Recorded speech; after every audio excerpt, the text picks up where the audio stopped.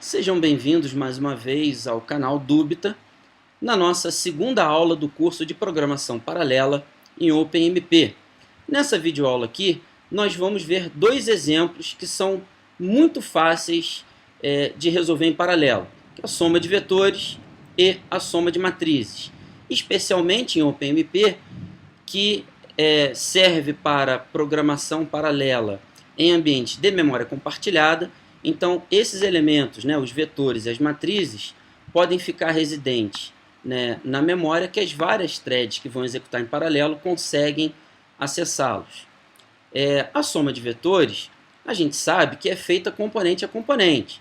A posição 0 do vetor A mais a posição 0 do vetor B vai ser armazenado na posição 0 do vetor C, de modo que a posição 1 de A com a posição 1 de B é armazenado na posição 1 de C. E esse resultado não interfere na soma da posição 2 de A com a posição 2 de B, sendo armazenado na posição 2 de C, de forma que não interfere na soma das posições 3 de A e B para armazenar na posição 3 de C. E assim por diante. O que acontece com a posição 0 dos dois vetores não interfere com o que acontece na posição 1, que não interfere com o que acontece na posição 2, que não interfere com o que acontece na posição 3, e assim por diante. Dessa forma, um primeiro código, ainda não paralelo, mas só para a gente entender como é feita a soma de vetores, é o que está ilustrado aqui.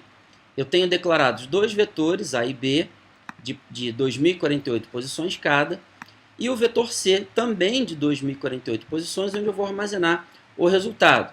Eu inicializo os vetores A e B com os valores 2 e 3, respectivamente, e dentro de uma estrutura de repetição com o índice, que é o que vai varrer o vetor, variando de 0 até 2047, porque aqui está aí menor que 2048, significa que o último valor dele será 2047. Dentro desse for, eu faço C recebe A mais B. Posição A, posição. E em seguida, só estou escrevendo o resultado aqui na tela, o resultado da soma. Então, a soma de vetores em serial é bem fácil. E como o que acontece numa posição não interfere na outra, o paralelismo fica bastante simplificado, fica bastante simples de se fazer. Se eu tenho, por exemplo, duas threads executando simultaneamente, uma aqui que eu representei em vermelho e a outra que eu representei em azul, eu posso fazer com que a primeira thread some as posições de 0 até 3 ao mesmo tempo em que a segunda thread está somando as posições de 0 até 7. Então a gente espera, pelo menos na teoria, que nós tenhamos um ganho de desempenho de 2 vezes, ou seja, o tempo de execução total dessa região que faz a soma, teoricamente deve ser a metade, pelo menos se eu tiver ou dois processadores ligados à mesma memória, ou pelo menos um processador com dois núcleos enxergando a mesma memória, ou um processador que pode ter apenas um núcleo, uma única unidade lógico-aritmética, mas que consiga executar, entre aspas, simultaneamente, duas threads. Dessa forma, a gente espera um ganho em torno de 2 vezes. A mesma ideia eu posso aplicar para 4 threads. Eu tenho essas 4 threads aqui, em vermelho, amarelo, verde e azul, de modo que elas podem trabalhar simultaneamente, em paralelo. Nesse caso, eu espero que o meu ganho teórico seja em torno de 4 vezes, ou seja, o tempo de execução eu espero que seja 4 vezes menor do que o tempo da execução serial, que seria esse aqui. 2 vezes mais rápido, 4 vezes mais rápido. Pelo menos é assim que a gente espera. Numa outra videoaula a gente vai ver sobre o cálculo do speedup, que é o ganho, e as limitações para que esse speedup seja exatamente dessa forma teórica como nós estamos colocando aqui. Mas bem, o objetivo dessa videoaula é mostrar como fazer a divisão do trabalho entre as threads. Se eu tenho aqui um vetor com uma determinada quantidade de posições e um número total de threads, como é que eu faço para que cada thread conheça quais posições do vetor ela tem que trabalhar? Como é que eu faço, por exemplo, para a primeira thread saber que ela tem que somar apenas as posições 0 e 1 dos vetores A e B e guardar nas posições 0 e 1 do vetor C.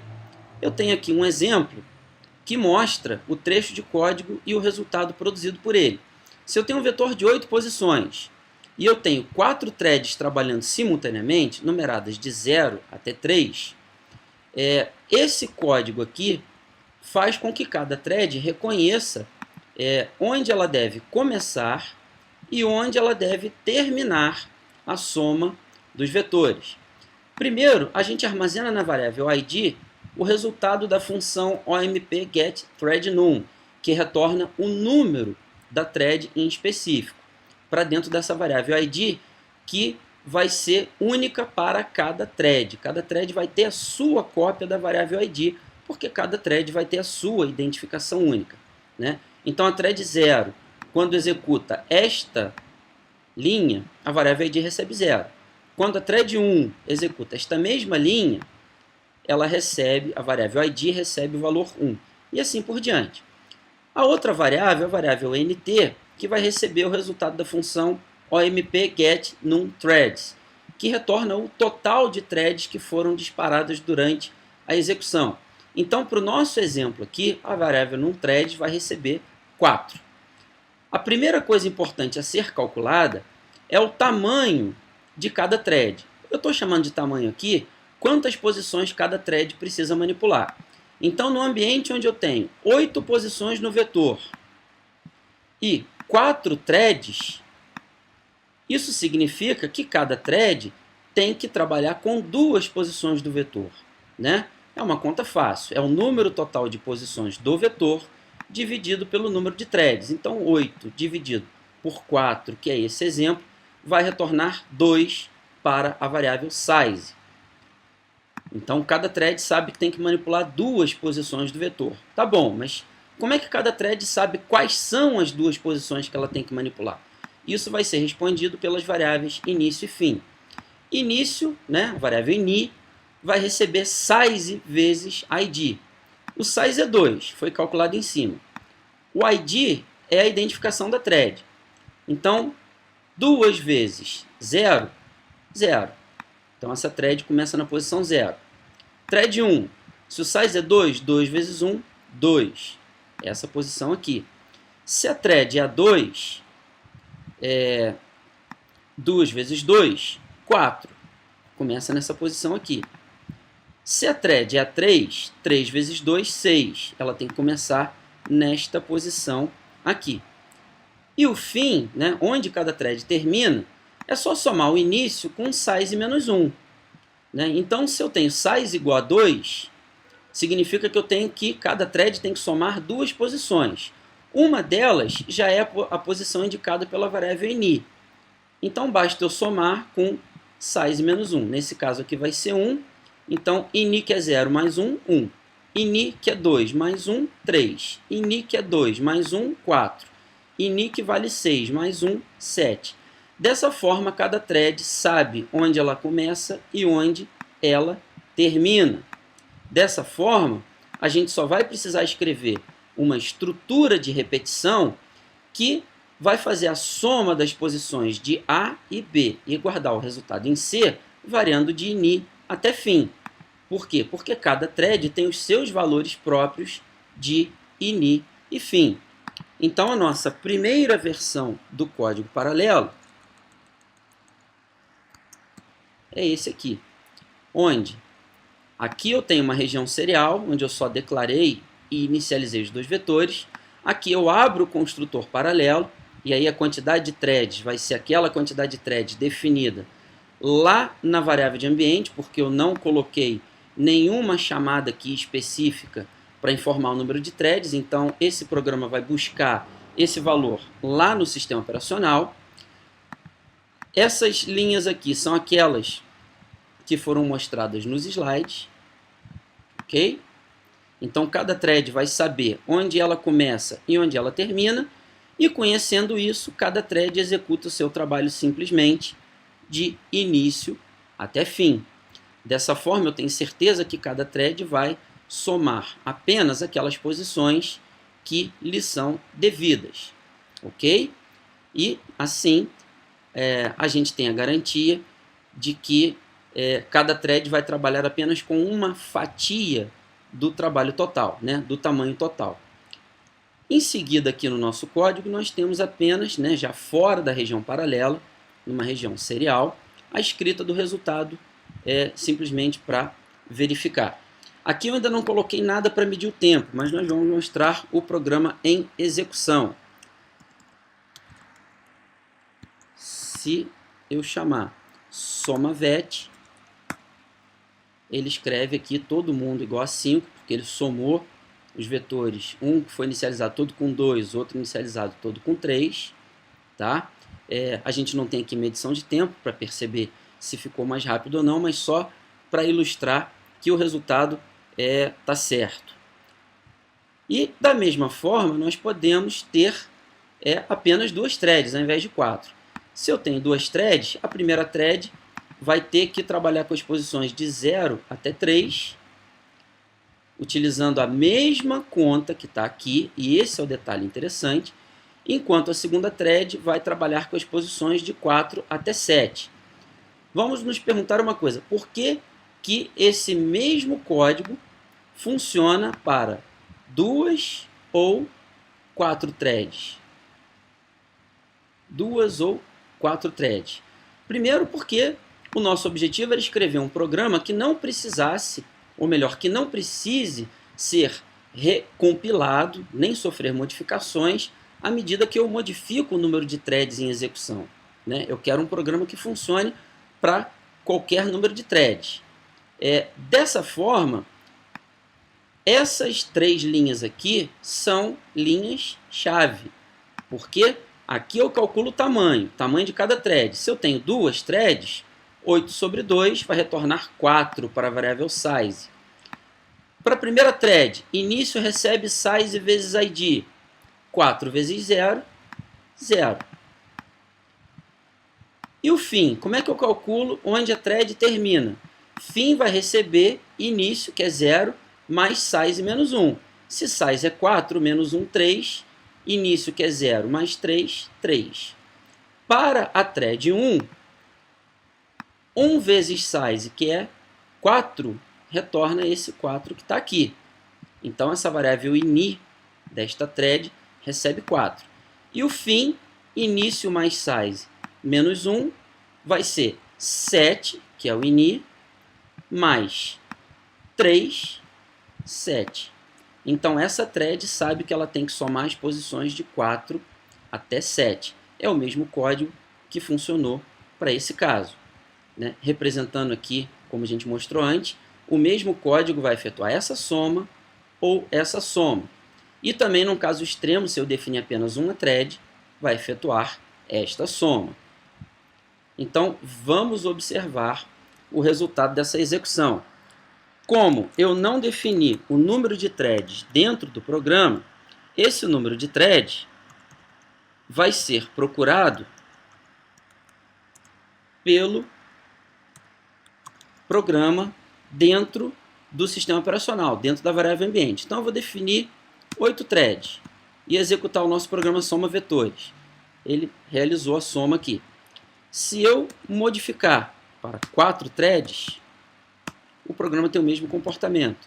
Se eu modificar para 2 threads, o mesmo comportamento. E se eu modificar para uma thread, o caso que se reduz ao serial, o programa tem o mesmo comportamento. Repito, se eu tivesse aqui a medição de tempo, provavelmente eu ia verificar diferença nessas 4 execuções, com 8, 4, 2 ou 1 thread. Como a gente não tem aqui a medição de tempo, a gente não observou a diferença. Tá?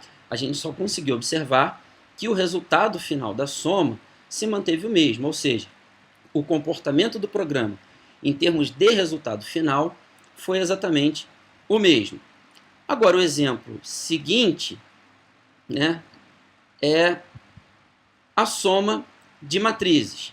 Eu tenho aqui desenhado uma matriz 8 por 8 com o que eu estou chamando de particionamento de uma dimensão, e para poder ilustrar aqui, eu desenhei 4 threads. A estratégia que foi adotada aqui, que claro não é a única possível, foi separar essa matriz em 4 regiões mantendo uma dimensão fixa, ou seja, eu estou particionando a minha matriz por linhas, perdão. A primeira thread vai somar as linhas 0 e 1 da matriz A com a matriz B. A thread número 2 vai somar as linhas 2 e 3, são essas linhas que estão em amarelo. A thread 2, as linhas 4 e 5, que estão em verde. E a thread 3, as linhas de 6 a 7, que estão em vermelho. E as colunas eu mantive aqui sem particionamento. Ou seja, cada thread, apesar de ter linhas específicas para efetuar a soma, elas vão somar as colunas de 0 a 7. Isso é o que a gente chama de particionamento de uma dimensão. Se eu tivesse dividido essa matriz aqui em duas submatrizes 4 por 4, ao invés de uma única matriz 8 por 8, se eu tivesse feito 4 matrizes quadradas 4 por 4, eu teria um particionamento chamado de duas dimensões. Aqui, por uma questão de simplicidade, só para a gente ver como funciona, eu fiz o particionamento unidimensional. E nós vamos ver o código aqui.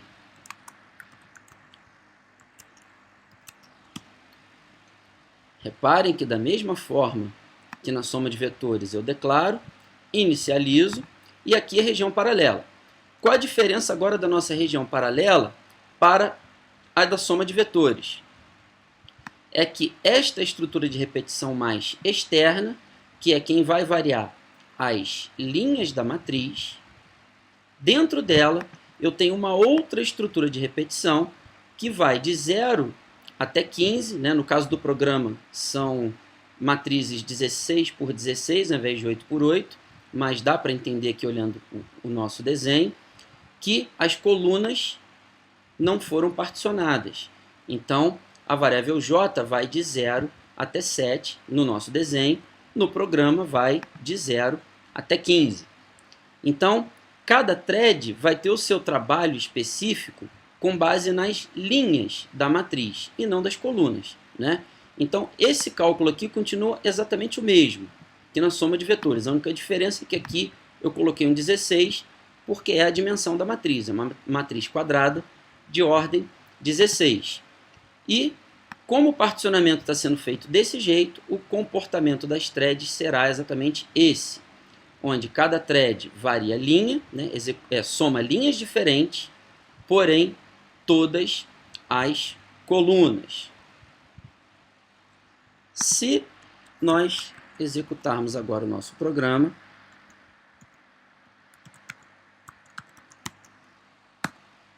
nós temos o resultado aqui.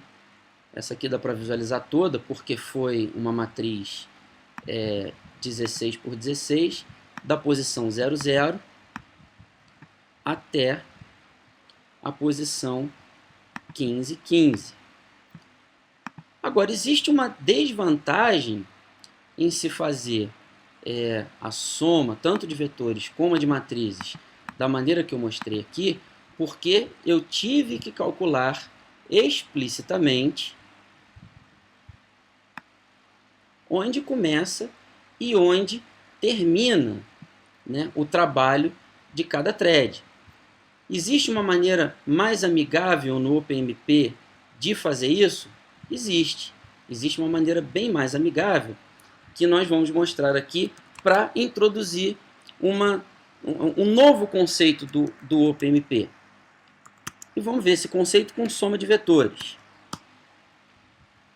que é o construtor paralelo Pragma OMP for. Repare, eu não tenho mais aqui as linhas que calculam size, início e nem fim. Eu só tenho a identificação da thread e o número de threads, tá? Que para esse caso aqui acabou nem sendo necessário, mas eu tenho essas linhas aqui. Quando eu coloco Pragma OMP for, eu estou avisando ao compilador que ele deve gerar um código onde o trabalho da iteração, dessa iteração aqui, dessa estrutura de repetição, deve ser dividido entre as threads. Ele vai fazer automaticamente a distribuição desse trabalho para as threads, por conta desta diretiva de compilação aqui.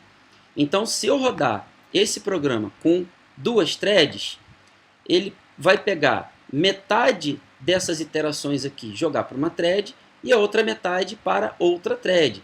Da mesma forma que o exemplo que nós mostramos antes. A diferença é que aqui eu não preciso dizer onde é o início e onde é o fim. Cada thread vai ser informada, vamos dizer assim, das posições que ela deve começar e terminar. Na verdade, nem vai ser exatamente assim, né? Cada thread vai receber um conjunto de valores de i que ela deve executar dentro do for, e a outra thread vai receber o outro conjunto de valores de i que ela deve executar dentro do for. Se eu executar com 4 threads, a mesma coisa. O OpenMP vai fazer com que o programa entenda que 1/4 das posições do vetor serão somados por uma thread, o outro quarto por outra thread, o outro 1/4 por outra thread e o último quarto pela quarta thread. E assim por diante. E da mesma forma que o exemplo anterior, eu não preciso recompilar o programa. Tá? Esse programa aqui é feito para ser independente da quantidade de threads. Então, vamos executá-lo. Já foi compilado aqui antes. Depois eu relembro aqui como é que a gente compila. E aqui eu coloquei o nosso programa para mostrar qual thread utilizou cada posição do vetor, ao invés de escrever o resultado final. Reparem que aqui está tudo zero. Né? Só a thread 0 executou todo mundo. Por que só a thread 0 executou todo mundo? Porque a última vez que eu defini a variável OMP num thread, eu defini igual a 1.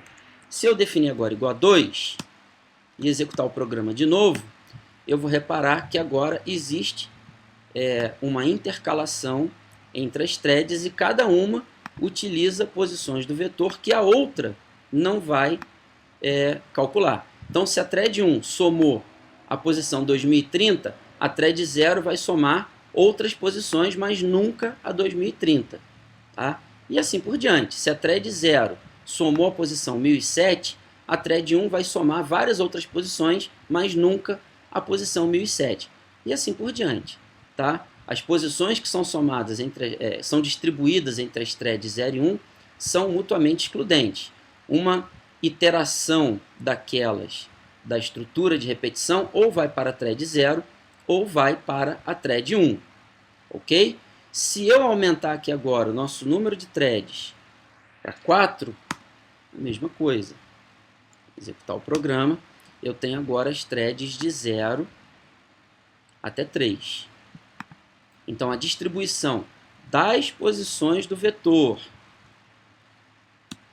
que aparecem aqui, ela vai ser feita entre as 4 threads que foram criadas lá. Se eu criar 8 threads, essas posições do vetor serão distribuídas entre as 8 threads. Tá? Aqui está o comando printf que foi visto anteriormente, né? Onde ao invés de escrever o resultado, esse exemplo aqui foi projetado para mostrar exatamente a distribuição dos passos da nossa estrutura de repetição entre as threads, que foi exatamente o que aconteceu aqui.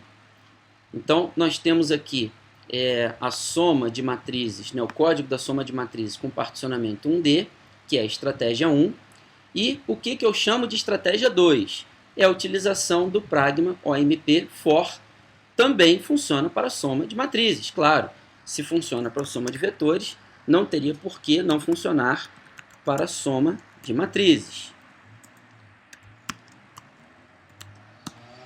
Então, está aqui o nosso código.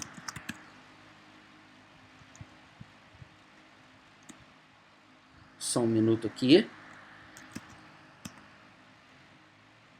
O nosso código seria esse aqui. Então, vamos ver o que a gente tem que mudar naquele código lá para que ele fique desse jeito e a gente possa executar. Vamos lá. Reparem, aqui, apesar dessa ser ainda a segunda versão do nosso programa de soma de matrizes, o que a gente pode modificar? Primeiro, ao invés de apagar as linhas, eu vou comentar essas aqui. Reparem, eu preciso saber quem é a thread? Nesse caso aqui, não. Preciso saber o número de threads dentro desse programa? Também não. Preciso saber size, início e fim? Muito menos. Por quê? Porque eu estou querendo agora utilizar o construtor paralelo pragma OMP for, de modo que essa divisão do trabalho das posições da nossa matriz, das linhas da nossa matriz, seja distribuída automaticamente pelo OpenMP. E nesse caso eu não tenho mais início e fim. Então eu vou somar aqui de 0 até 16. Então eu vou botar aqui de 0 até 15, perdão, porque são 16 posições. Então eu vou botar aqui de 0 até 16, da mesma forma que está aqui na variação das colunas, e aqui dentro eu vou efetuar a soma, tá? Um detalhe, aqui eu coloquei apenas uma estrutura de repetição em paralelo. Quando eu coloco o pragma OMP for e em seguida eu abro uma instrução for e dentro dela eu abro uma segunda instrução for, esta aqui não será paralelizada, tá? Não será distribuída entre as threads. Não será paralelizada. Somente esta repetição será paralelizada. Por quê? Porque nós estamos falando ainda da divisão unidimensional, ok? E nós também não estamos falando aqui, por enquanto, nessa videoaula, de threads aninhadas, né? De paralelismo aninhado. Então eu não vou criar uma estrutura, uma região paralela dentro de outra região paralela. Não é o nosso objetivo aqui. Então vamos compilar esse programa e ver se ele realmente funciona. Lembrando que toda essa parte aqui está comentada, ou seja, é como se ela não existisse. Nós modificamos aqui incluindo a diretiva de compilação e modificamos aqui para que as posições fossem de 0 até 15, porque o próprio OpenMP vai distribuir estas posições para as diversas threads. Para compilar, vale a pena relembrar, e eu deixei para relembrar neste exemplo, fopenmp, soma matriz 2.c e voilá, está aqui o nosso programa, soma matriz 2 sendo executado e o resultado aqui, desde a posição 0, 0 até a posição 15, 15. Então, relembrando, aqui nós tiramos o cálculo de início e fim e colocamos aqui o pragma OMP for para que essa divisão seja feita exatamente pelo OpenMP. Aqui deveria, na verdade, estar 0 e aqui deveria estar o final, né, da matriz, que no nosso caso ali sendo 16 posições, ou eu colocarei aqui i menor que 16, menor que 15, menor que 16, ou i menor ou igual a 15, tá? Mas tanto faz. E aqui a gente termina essa segunda videoaula, onde o objetivo era somente mostrar esses dois exemplos, né, de soma de vetores e de matrizes em paralelo. Na próxima videoaula, a gente vai conhecer mais alguns detalhes sobre o construtor paralelo pragma OMP for, sobre o problema de regiões críticas e corrida crítica, quando nós temos variáveis globais e variáveis locais das regiões paralelas, e das limitações para se obter ganho de desempenho à medida que a gente aumenta o número de threads. Então, fiquem ligados no nosso canal Dúbita, no nosso curso de programação paralela em OpenMP. Quaisquer dúvidas, podem mandar e-mails para ilustrandas@gmail.com e entre em contato com a gente. Então, um abraço e até a próxima videoaula.